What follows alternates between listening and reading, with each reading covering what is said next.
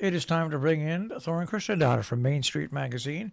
Thorin joins us on a Tuesday morning, and we take a look at some of the stories you can find on the web, which is mainstreetmag.com, and in the magazine itself, which is free for pickup throughout our tri-state region. Good morning, Thorin.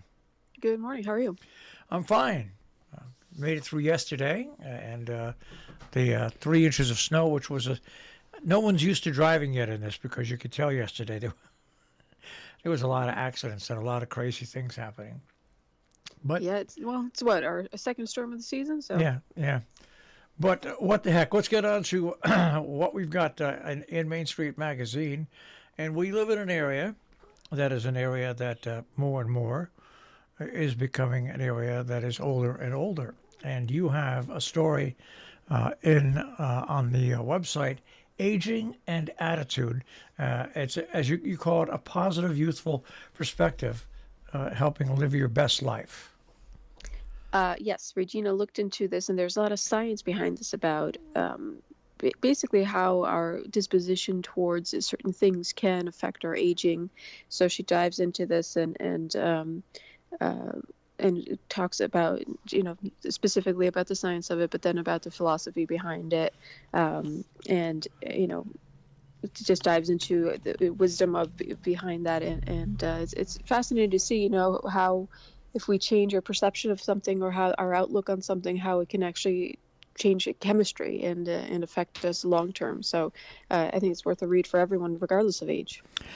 All right, now you also have an article about an artist listen to me talking radio, you've written about in the past.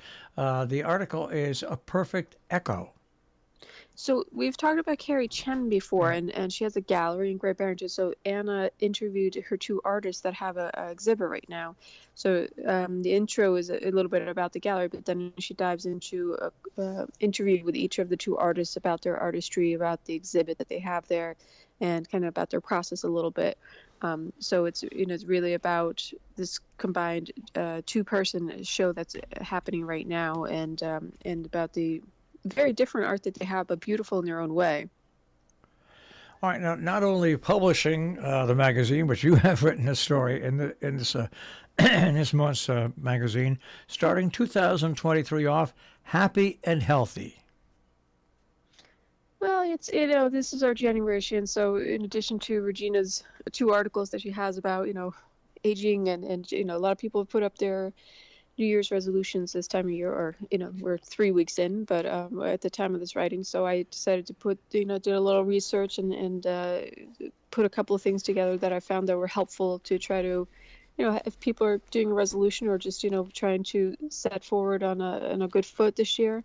Or trying to achieve a goal. I gave them a couple of different things that I found that were helpful to me, and also that the great old internet had out there that a lot of people were saying are helpful in achieving goals.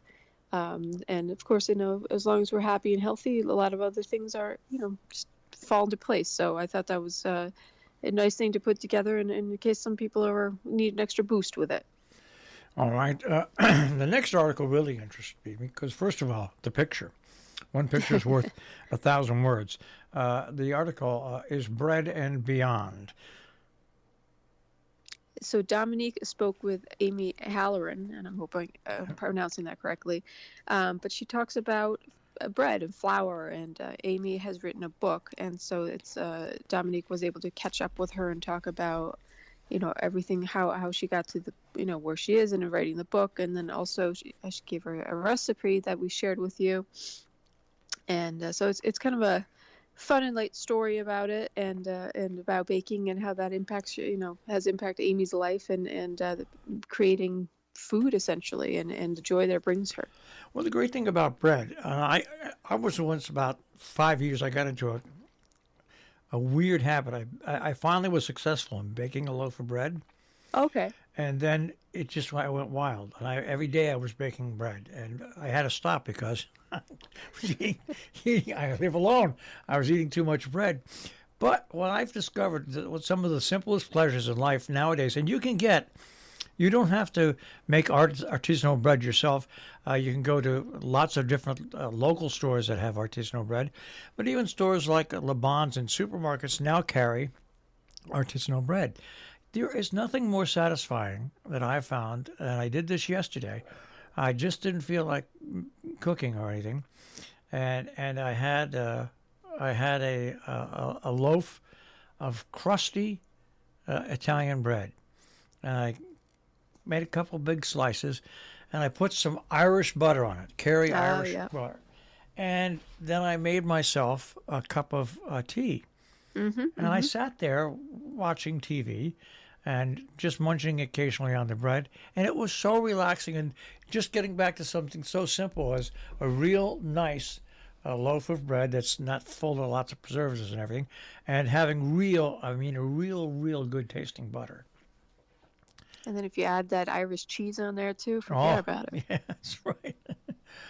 And it's funny because the butter the carries that I use, it's not now on these available on a lot of stands in New York and supermarkets because New York changed their packaging laws, Mm. and so Kerrygold has to repackage everything that goes to New York. If it's not on your store's shelves now, it will be within the next week or two. But that's just a little sidelight from me on on Kerrygold. Living in the real world. Regina caught up with the artist John Mora and was able to speak with him about his voyage to where he is today and his artistry and how that has affected him, and then just really spoke to him about his influence and his unique art, which is, I had a hard time picking photos to go with the article because there are so many different ones to choose from, and so I hoped I picked a few that kind of exemplify some of the stuff that Regina and he spoke about, but it's very unique and interesting, and so I encourage people to take a look, and especially if they're fans of art and something that's out of the box. All right, speaking about art, it's my favorite photo right now of the year. It'll probably hang in the top five. It comes with your article, "The Iceman Cometh." Now, Yes. first let's talk about the photo, and then we'll talk about the article. So what do you think when you saw that? I just thought I laughed. I found it humorous, but I also found it beautiful because of the lake and everything.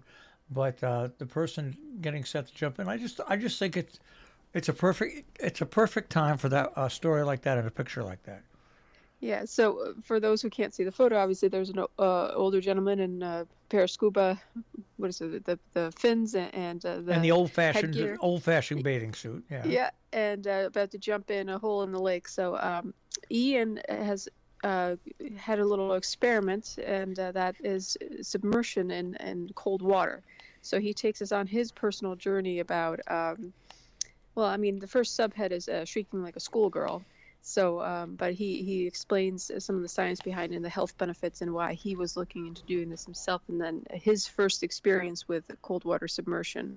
So that is not a photo of Ian, just for those who are wondering. But it's an interesting and story. And as I said to Ian, I was like, this sounds very interesting, and I would be. If I didn't hate cold water and being cold, I would might try it for the health benefits. But it's certainly interesting, and you kind of consider it, after he outlines what it can benefit you from. When I was younger, I was exposed to this the Polar Bear Club, and Oh as a yes. young and you used to see videos and on not videos but on TV uh, covering the Polar Bear Club, and to me they were always older Americans getting in and jumping in the water, or else they were from like a Scandinavian country or something like that. Hmm. But there are benefits to cold water therapy. I mean, you look at the NFL and look at Major League Baseball.